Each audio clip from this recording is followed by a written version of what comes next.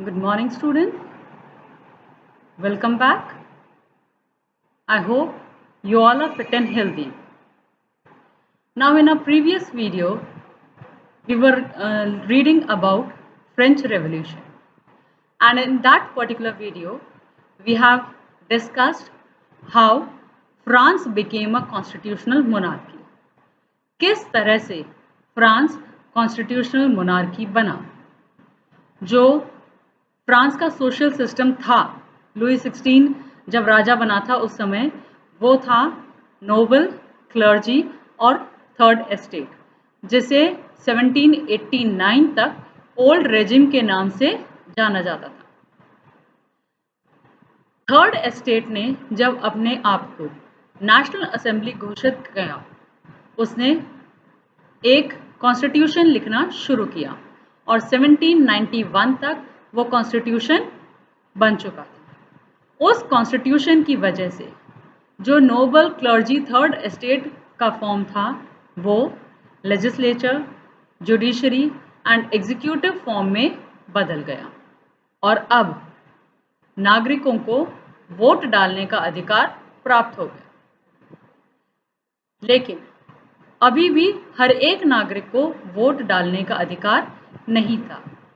सिर्फ वो व्यक्ति जो 25 साल का है या 25 साल के साथ साथ जो व्यक्ति एक मजदूर की 3 दिन की तनख्वाह के बराबर टैक्स जमा करता था, सिर्फ उसी को वोट डालने का अधिकार प्राप्त हुआ। और इस कॉन्स्टिट्यूशन ने जो वहाँ के लोग थे उन्हें कुछ अधिकार दिए और साथ ही साथ स्टेट की ये जिम्मेदारी की कि नागरिकों के उन अधिकारों की रक्षा की जाए। Now today we'll proceed with the next topic, and that is France abolishes monarchy and becomes a republic. जो थोड़ा बहुत राजा का राज अब भी चल रहा था, किस तरह से फ्रांस से वो राजा का राज पूरी तरह से हट गया और वो एक गणतंत्र राज्य में बदल गया, एक रिपब्लिक स्टेट में बदल गया। The situation in France continued to be tense during the following years. इन सालों में फ्रांस में अशांति बनी रही। Although Louis XVI had signed the constitution, he entered into secret negotiations with the King of Prussia.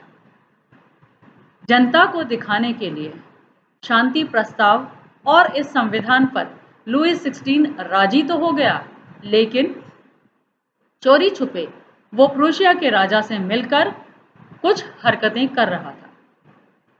Rulers of other neighboring countries who were worried by the developments in France and made plans to send troops to put down the events that had been taking place there since the summer of 1789.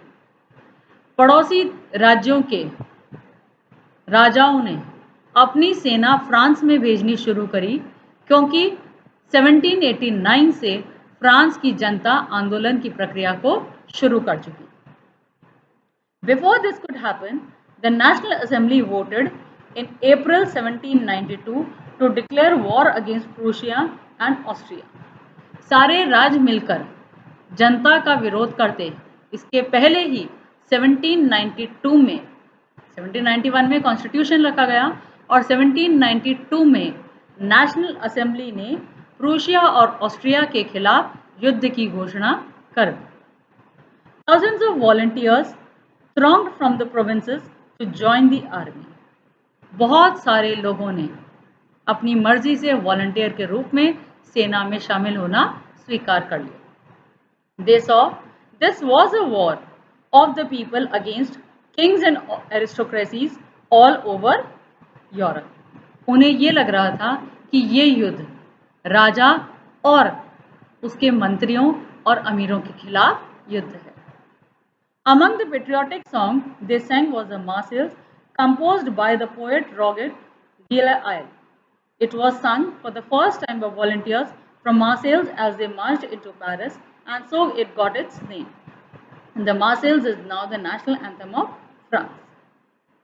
सेना ने आगे बढ़ते हुए मार्सेल्स, जिसे रॉगेट D oil ने लिखा था, उसे गाना शुरू किया।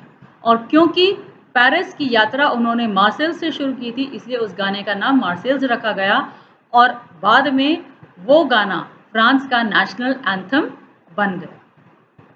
The Revolutionary Wars brought losses and economic difficulties to the people. इस आंदोलनकारी युद्ध के कारण जनता को आर्थिक नुकसान उठाने पड़े। While the men were away fighting at the front, women were left to cope with the tasks of earning a living and looking after the families. आदमी तो युद्ध करने के लिए जा रहे थे, लेकिन पीछे औरतों को अपने परिवार को चलाने के लिए, उनके पालन पोषण करने के लिए, काम करने के लिए घर से बाहर जाना पड़ा। Large sections of the population were convinced that the revolution had to be carried further, as the Constitution of 1791 gave political rights only to the richer section of the society. बहुत सारे लोग बाद में ये मानने लगे कि 1791 का जो संविधान है वो सिर्फ अमीरों को ही वोट डालने का अधिकार दे रहा है। Political clubs became an important rallying point for people who wished to discuss government policies and plan their own forms of action. फिर जनता के बीच में ही बहुत सारे पॉलिटिकल क्लब्स बने जिन्होंने अपने उत्थान के लिए काम करना शुरू किया। The most successful of these clubs was that of the Jacobians, which got its name from the former convent of Jacob in Paris. Jacobin club सबसे पुराना था और उसे सेंट जैकब पेरिस के नाम से जाना गया।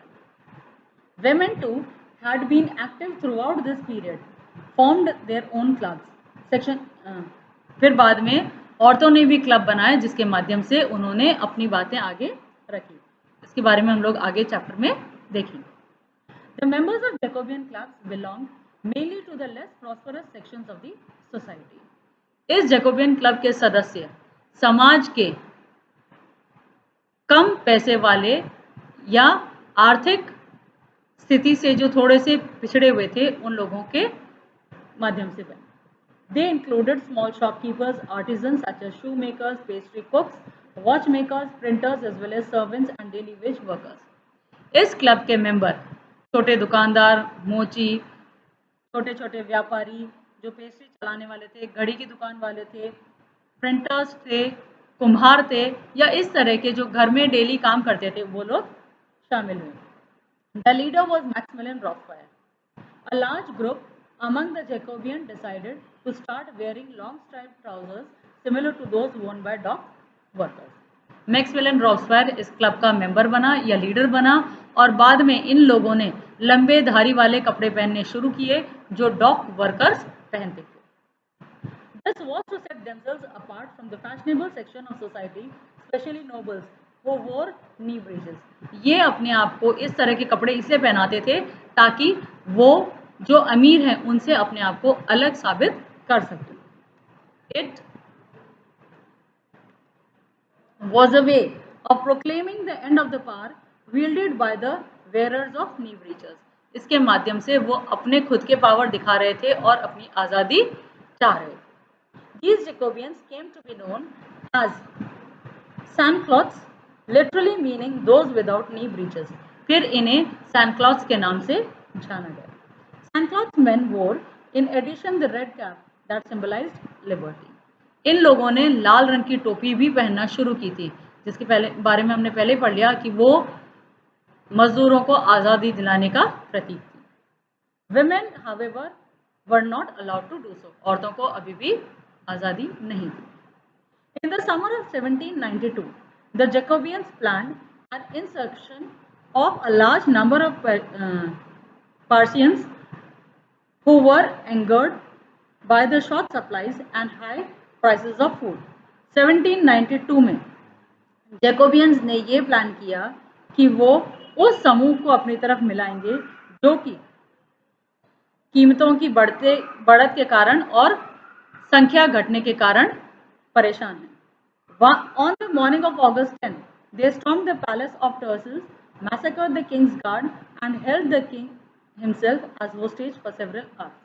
उसके बाद में आंदोलन ज़्यादा बढ़ गया और 10 अगस्त को इन लोगों ने ट्यूलरिस का जो महल था उसके ऊपर आक्रमण किया, राजा को बंदी बनाया और उसके जो बॉडीगार्ड थे उनको मार दिया। Later the assembly voted to imprison the royal family. उसके बाद में उन्होंने ये घोषणा कर दी कि वो राज परिवार के सदस्यों को जेल में बंद कर दें। Elections were held from now on all main of 21 years and above regardless of wealth got the right to vote। चुनाव हुए और अब हर एक आदमी को जो 21 साल का था उसे वोट डालने का अधिकार मिल गया, लेकिन औरतों को अब भी नहीं मिला। The newly elected assembly was called the convention. इस तरह से जो चुनाव प्रक्रिया के बाद में नई असेंबली चुनी गई उसे कन्वेंशन का नाम दिया गया।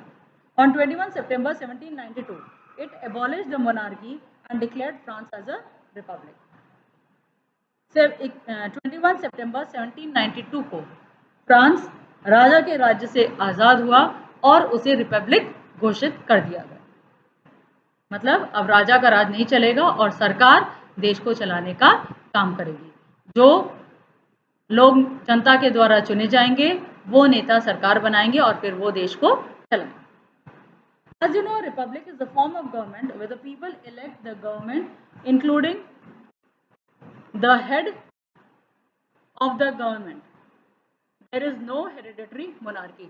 इस तरह की सरकार में जनता अपनी सरकार को चुनती है और यहाँ पर राज परिवार का कोई नहीं। Louis 16 was sentenced to death by a court on the charge of treason. Louis 16 को देशद्रोही घोषित कर दिया गया और उसे मार दिया गया। On 21 January 1793, he was executed publicly at the Place de la Concorde. Place de la Concorde में 21 जनवरी 1793 को जनता के सामने इसे लुई 16 को मार दिया गया। The Queen Marie Antoinette met with the same fate shortly after.